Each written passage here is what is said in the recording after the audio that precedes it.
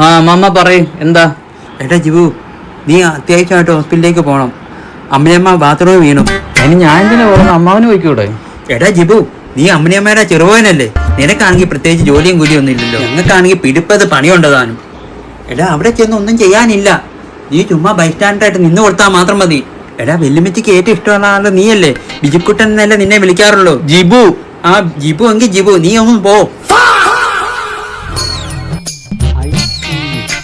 ഞാൻ നിന്നെ കണ്ടു. ശരിയായിട്ട് കയറാം. അമ്മണിയമ്മ ഇതിനുള്ളിൽ എവിടെയെങ്കിലും കാണും. പുതിയ അഡ്മിഷൻ ആവുന്നതാണ്. നമ്മുടെ കിടപ്പാൻ പോകുന്ന തോന്നുന്നത്. ഒന്ന് ഡിസ്ചാർജ് ആക്കിയാൽ മതി. ഒരുമിച്ച് കണ്ടതും ഇല്ല. എല്ലാം കഴിച്ചിട്ട് എന്നാണ് അമ്മ തന്നുവിട്ടേക്കുന്നത്. വിശന്നിട്ട് വയ്യ. ചപ്പാത്തി എങ്കിൽ ചപ്പാത്തി. അമ്മണിമേ ബസ് സ്റ്റാൻഡർ ഉണ്ടോ? എന്തോ വരുന്നേ? കഴിക്കാനും സമ്മതിക്ക് വരാം.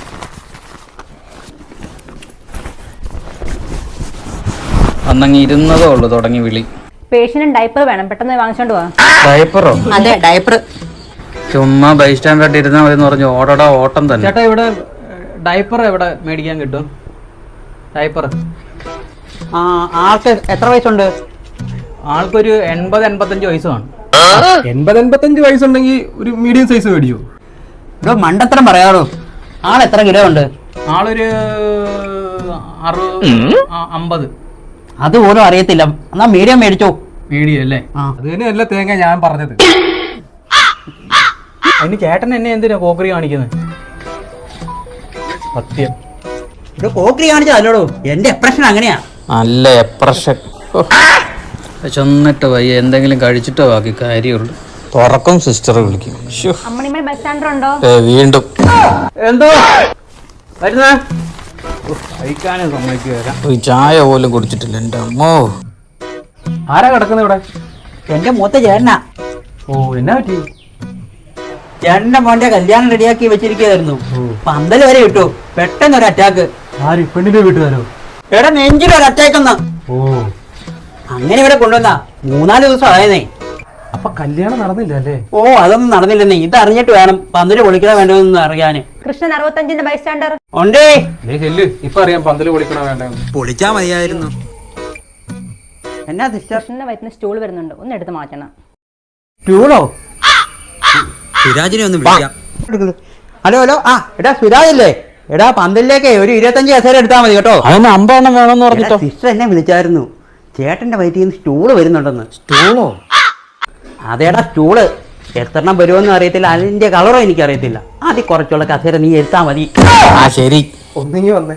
ആ എന്നാ ചേട്ടാ ഈ സ്റ്റൂൾ എന്ന് പറഞ്ഞാലേ നമ്മൾ ഇരിക്കുന്ന സ്റ്റൂൾ അല്ല, പിന്നെ മലം. അയ്യോ അതായിരുന്നോ? 2 ഗ്ലൗസ് മേടിച്ചിട്ട് ഐസിലോട്ട് ഇല്ലേ ചേട്ടാ? ഗ്ലൗസ് ഇപ്പൊ എവിടെ കിട്ടുവോ ആവോ? ചാനലോട്ടളി ആണല്ലോ ഇത്. അയ്യോ എന്റെ ഭാര്യയുടെ പ്രസവം എന്തായി? സിസ്റ്റർ എന്നെ വിളിച്ചായിരുന്നോ? പിന്നെ വിളിച്ചായിരുന്നു. വേഗം ചെന്ന് കാണാൻ പറഞ്ഞു. ഡോക്ടറോ? അതെ.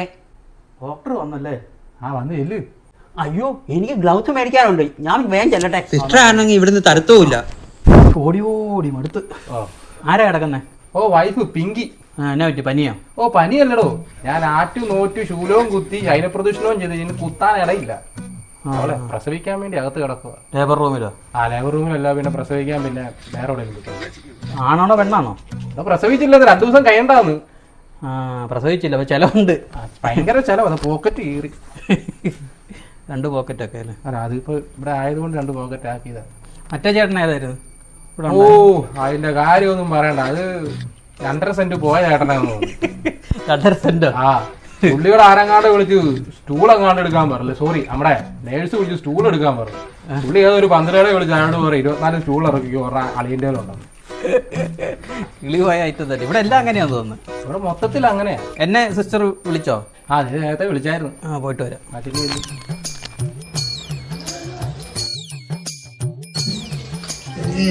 കൃഷ്ണൻ 65 ബസ് സ്റ്റാൻഡർ വരുന്ന സിസ്റ്ററേ. ഓ സ്റ്റൂളെന്ന് പറഞ്ഞ ഇമാതിരി സ്റ്റൂള് കോരിക്കോരി എന്റെ നാട്ടു ഒടിഞ്ഞു. താനെന്നെ വിചാരിച്ചേ പിറക്കിയെടുക്കാന്നോ? ഹോസ്പിറ്റലായി ഇങ്ങനെയൊക്കെയാ. ഓടി ഓടി കണ്ണ് കാണാൻ വയ്യ. എന്തെങ്കിലും കഴിച്ചിട്ടോ ഇനി ബാക്കി കഴിയുള്ളൂ. അമ്മണി 65. എന്തോ വരുന്ന? കഴിക്കാനും പറ്റുന്നില്ല. എനിക്കറിയാൻ പാടില്ല. മയക്കാനാണെങ്കിലേ ഏഷ്യന്ന് ഏതാണ്ട് ഡോക്ടർ ആരാണ്ട് വരുമെന്നാ ഡോക്ടർമാര് പറയുന്നത്. ഏഷ്യാന്നോ? ആ ഏഷ്യന്ന്. ആ അങ്ങനെ ഉണ്ട്. എന്റെ ചിറ്റപ്പൻ പണ്ട് ആശുപത്രി കിടന്നപ്പം അങ്ങ് ഏഷ്യന്നാ വന്നത്. അതും സൗത്ത് ഏഷ്യ. സൗത്ത് ഏഷ്യാന്നോ?